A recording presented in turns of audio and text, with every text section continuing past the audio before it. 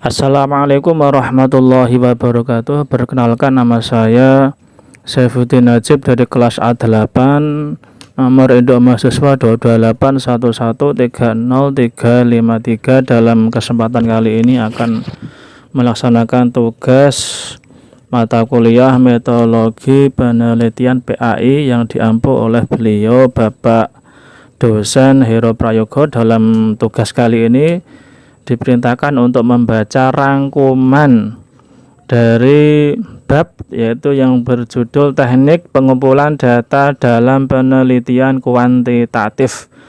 Jadi hal-hal yang perlu diperhatikan dalam teknik pengumpulan data dalam penelitian kuantitatif antara lain ada 4 hal, yaitu yang pertama tes dan pengembangannya, yang kedua skala dan pengembangannya, yang ketiga kuesioner atau angket dan pengembangannya, yang terakhir keempat populasi, ukuran, dan teknik pengambilan sampel.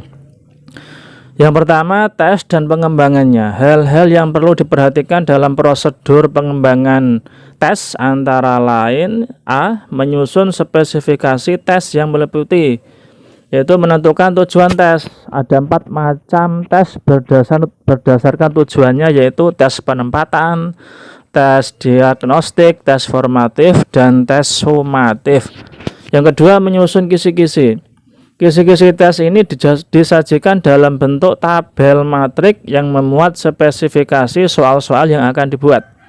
Kemudian menentukan bentuk tes. Dalam pemilihan bentuk tes, beberapa hal yang harus menjadi pertimbangan, diantaranya adalah jumlah peserta tes, waktu yang tersedia untuk memeriksa lembar jawaban tes, cakupan materi tes, dan karakteristik materi tes. Bentuk tes misalnya tes berupa uraian non-objektif, tes pilihan ganda, dan tes berbentuk uraian. Yang selanjutnya menentukan panjang tes. Panjang tes misalnya 40 butir soal, ya, ini disesuaikan dengan kebutuhan. B. Menulis soal tes. Beberapa hal yang harus diperhatikan misalnya adalah kesesuaian antara soal dengan indikator yang hendak diungkap, kejelasan dan keefektifan kalimat pertanyaan, kejelasan jawaban yang diharapkan, juga kesesuaian penggunaan kalimat dengan tingkat perkembangan peserta tes. C. Telaah soal tes. Dalam menelaah soal tes bisa memperhatikan aspek substansi materi dan aspek redaksi kalimat. Misalnya, apakah soal yang dibuat sudah sesuai dengan indikator, dan apakah semua pilihan jawaban sudah logis. Itu telaah soal tes, contoh, ya, contoh. D. Uji coba tes. Bertujuan untuk analisis butir soal apakah sesuai harapan atau tidak.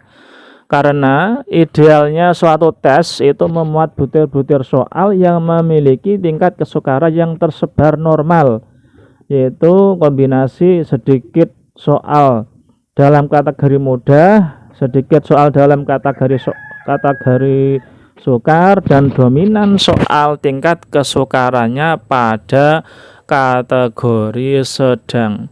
E. Memperbaiki tes jika diperlukan, jika memang membutuhkan perbaikan. F. Merakit tes secara lengkap. Kelengkapan suatu perangkat tes meliputi judul tes, deskripsi tujuan tes, petunjuk cara menjawab soal, butir-butir soal yang disusun, memperhatikan urutan, aturan pemberian skor, dan aturan penafsiran skor. G. Tes siap dipakai. Itulah langkah-langkah dalam menyusun tes. Yang kedua, skala dan pengembangannya.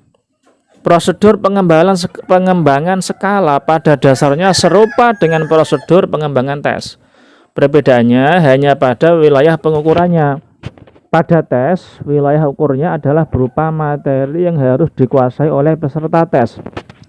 Sehingga yang diharapkan dari penyelenggara tes adalah peserta mendapatkan skor hasil tes yang setinggi-tingginya, yang merupakan performansi maksimal. Sementara pada skala, wilayah ukurnya adalah berupa performansi tipikal, sehingga yang diharapkan dari penyekalaan tersebut adalah mampu mengukur atribut tertentu untuk seseorang, sesuai dengan tipikal pribadinya. Dengan kata lain, skor hasil skala tidak didasarkan atas benar salah sebagaimana tes, namun didasarkan atas tipikal kepribadiannya. Hal-hal yang perlu diperhatikan dalam prosedur pengembangan skala antara lain: A. Menyusun spesifikasi skala yang meliputi menentukan tujuan penyekalaan, konseptualisasi konstruk, yaitu membangun definisi konseptual, kemudian operasionalisasi konstruk, penelusuran dimensi dan indikator, yang terakhir menentukan metode penyekalaan.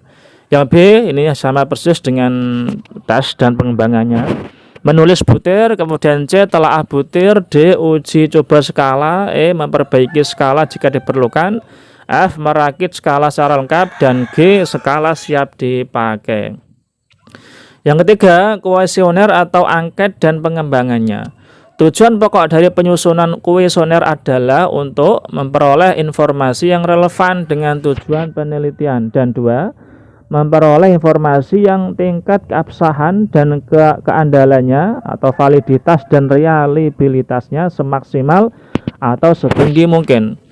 Bentuknya antara lain pertanyaan terbuka, pertanyaan tertutup, kombinasi keduanya, kuesioner langsung dan tidak langsung, kuesioner pilihan ganda, lisan, skala bertingkat, dan checklist.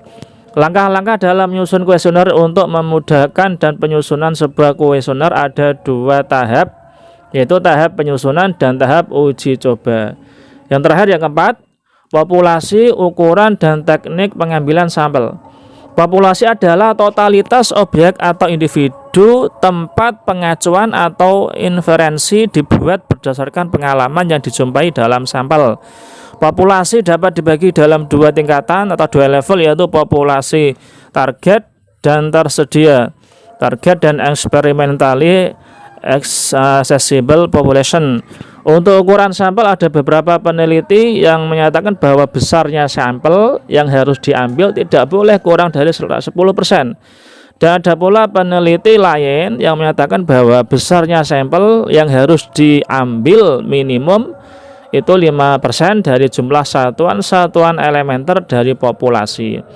Adapun teknik pengambilan sampel ada 5 teknik, yaitu A. Pengambilan sampel acak sederhana, yaitu simple random sampling. Yang B. Pengambilan sampel acak sistematik, systematic random sampling. Yang C. Pengambilan sampel acak distratifikasi. Pengambilan sampel acak distratifikasi.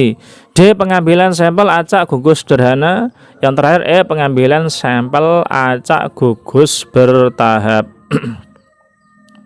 Demikian pembacaan rangkuman yang dapat saya sampaikan. Kurang lebihnya saya mohon maaf. Akhirul kalam, wassalamualaikum warahmatullahi wabarakatuh.